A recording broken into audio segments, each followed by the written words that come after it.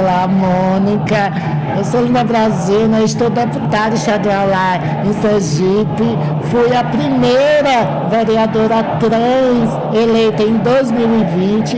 Também uma responsabilidade muito grande, Mônica, que eu fui a primeira parlamentar do PSOL lá no estado de Sergipe, né? Sendo a mais bem votada, né? Isso deu uma... A gente chegando lá no parlamento e fez com que a gente desenvolvesse um projeto lá na Câmara Municipal com a perspectiva das mulheres, um olhar das LGBTs, né, das pessoas que sempre foram negadas a ocupar esses espaços de poder. Por isso, né, Mônica, que a gente denomina essa atuação política, essa ocupação política com o termo mandata, porque não é mais um desses mandatos hegemônicos que sempre dominaram a política do Brasil, principalmente a política coronelista lá do Nordeste, mas uma mandata com olhar diferenciado, de forma combativa, aguerrida, para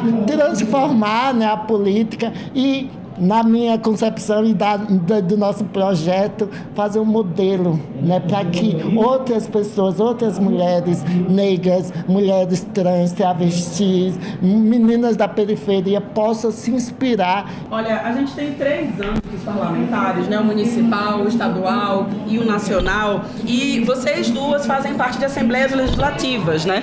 Queria saber quais são os maiores desafios, né, em São Paulo e em Sergipe, até para a gente entender onde é que as coisas se aproximam, né? O Sudeste, o Nordeste, âmbitos diferentes, mas acredito que tem algumas pautas que acabam indo para essas assembleias, né, que são mais desafiadoras. Queria ouvir de vocês duas quais que vocês consideram mais desafiadoras.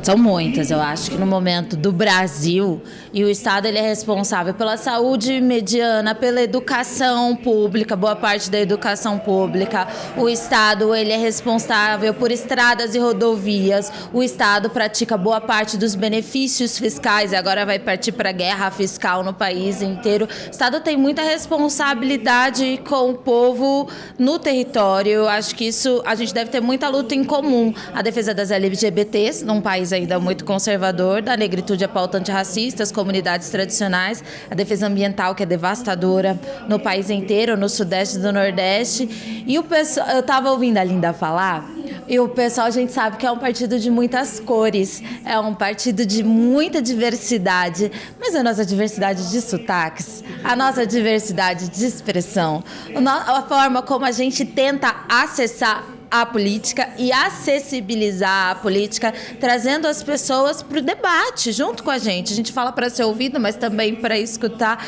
E o sotaque da Linda, a coisa mais gostosa, a coisa mais linda. Que vontade de sair do Sudeste. Por quê? O Sudeste também tem uma política coronelista. São Paulo, especificamente, que tem esse fetiche de estado mais desenvolvido do país, mas é, na verdade, essencialmente rural. 55% do estado é rural. Tem comunidade indígena, quilombola, só que o nosso rural é tudo pasto e cana. O estado de São Paulo é cana, cana, cana, cana. E os latifundiários ocupam a política. São eles que mandam e desmandam num parlamento secular.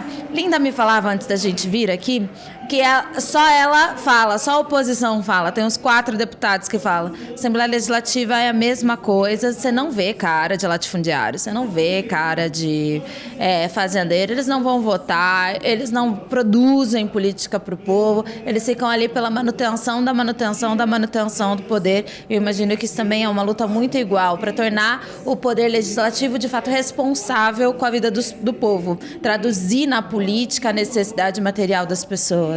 Sim, Aline, Mônica, realmente é isso. Eu acho também, né, essa realidade, né, lá no Nordeste, no Sudeste, né, por causa da forma que foi estruturada, alicerçada a política, né, brasileira, em que os interesses dos negócios, dos coronéis, dos fazendeiros, eram o que prevalecia na política. E hoje, né, com essas mandatas do PSOL, né, de forma corajosa, aguerrida, de denunciar, né, esse sistema, né, não só o sistema político, essas instituições, mas denunciar esse sistema patriarcal, misógino, racista, LGBTfóbico, capacitista, né, que nos exclui, que infelizmente, eu sempre digo lá em Aracaju, em várias palestras, eu disse, Porque um grande empresário que tem várias empresas, vários funcionários, qual o interesse deles em entrar na política? Será mesmo que é lutar para os direitos da classe trabalhadora? Essa é uma ótima pergunta. Será que é mesmo lutar pelos direitos humanos? Será mesmo que é lutar por uma escola pública, educação pública de qualidade, uma saúde, fortalecer o sistema único de saúde? Ou o que está acontecendo lá em Sergipe, que é igual que está acontecendo lá em São Paulo, que é um governo privatista, neoliberal, que quer, entregar áreas cruciais da administração pública, como a educação e a saúde, ao setor privado.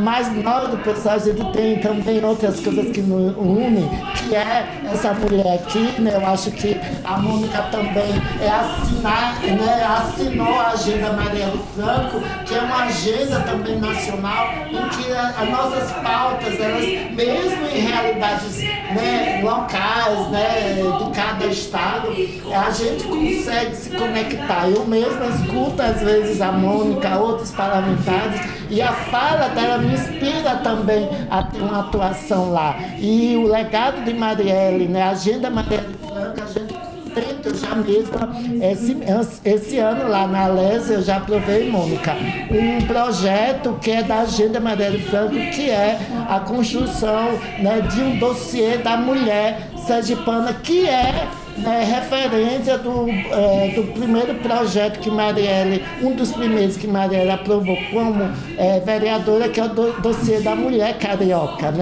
Esse projeto, ele vem dessa agenda de Marielle Franco. Então, é por isso que há esse movimento de tentar desmobilizar a gente, de tentar nos silenciar, nos intimidar com ameaças, como nós, parlamentares, eu já sofri, várias outras parlamentares sofrem Brasil afora, mas eles não irão nos silenciar, não irão nos intimidar. A gente vai cada vez mais ocupar e transformar essa política coronelista. Olha, infelizmente eu tenho uma última pergunta, queria continuar aqui com vocês, mas vamos falar um pouquinho de eleições 2024? E eu queria, numa perspectiva seguinte, o pessoal incorpora muito a luta dos movimentos sociais como um todo, Vocês já citaram aqui vários exemplos. E como é que vocês acham que o pessoal chega nas eleições de 2024 a partir desse lugar dos movimentos sociais, Uma parte a gente vai decidir aqui hoje. Acho que é parte do debate que a gente está tendo aqui nesse congresso.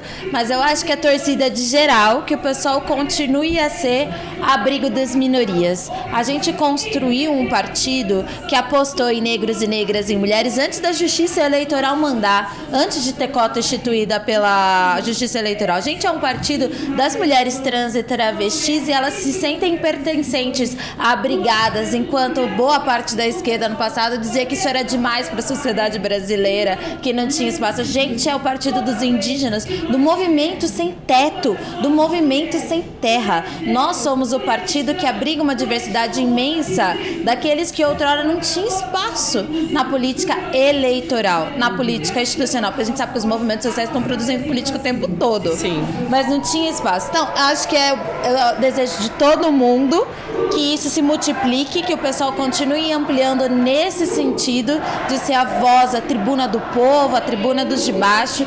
Em São Paulo, a gente vai ter um movimento lindo eleitoral, eu acredito que sim, a gente está vendo isso construir, não só porque a gente está em primeiro lugar na capital, mas, por exemplo, vários movimentos como o Movimento Pretas estão organizando eleição municipal nas cidades menores e nas cidades maiores, vai ter indígena participando desse pleito, a gente tem a esperança de eleger vereadores e vereadoras, e eu particularmente também fico discutindo se vou ou não participar desse processo. Tem uma responsabilidade com o interior de São Paulo.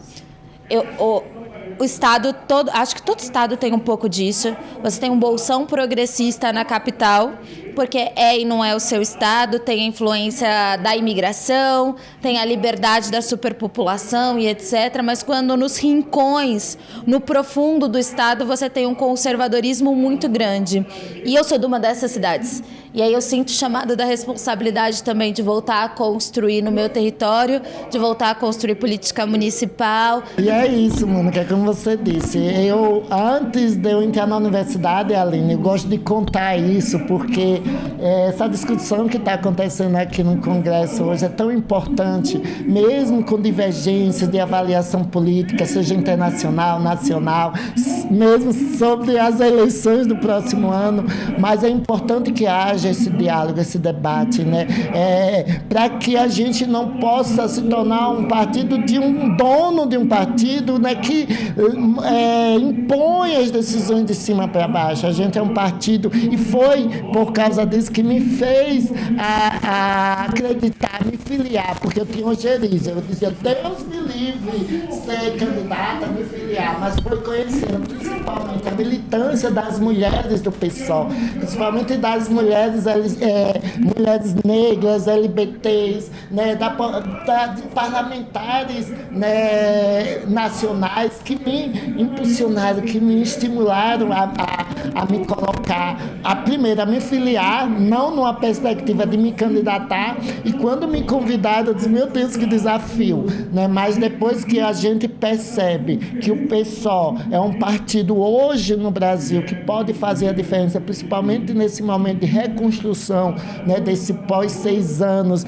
aí do bolsonarismo, né? Então eu estou muito confiante, eu acho que 2024 a gente precisa, assim, sabe, Mônica, se colocar à disposição, independentemente do resultado. Eu dizia que quando eu fui candidata antes, né, desde 2016 que eu fui candidata, mesmo que eu não seja eleita, mas que pelo menos nossa proposta, nosso programa seja colocado em pauta.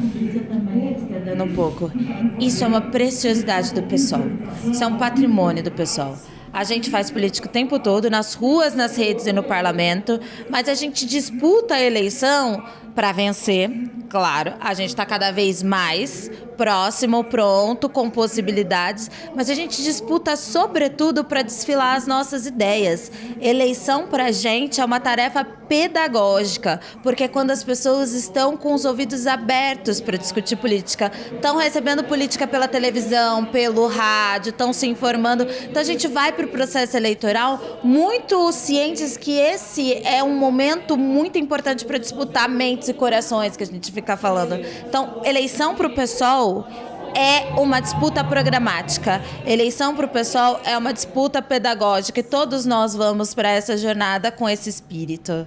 Sim, eu tenho certeza que depois desse congresso, né, a gente está discutindo até as questões das eleições de 2024. Eu acho que no próximo ano, acho que o pessoal vai fazer toda a diferença. Muitíssimo obrigada a vocês duas. Linda Brasil, deputada estadual no Sergipe. Babadeira, deputada Babadeira. Mônica Seixas, deputada estadual em São Paulo, do Movimento Pretas. A gente ficaria ouvindo vocês aqui muito tempo, mas é isso, acabamos esse bate-papo aqui agora. Aproveitem. Até já.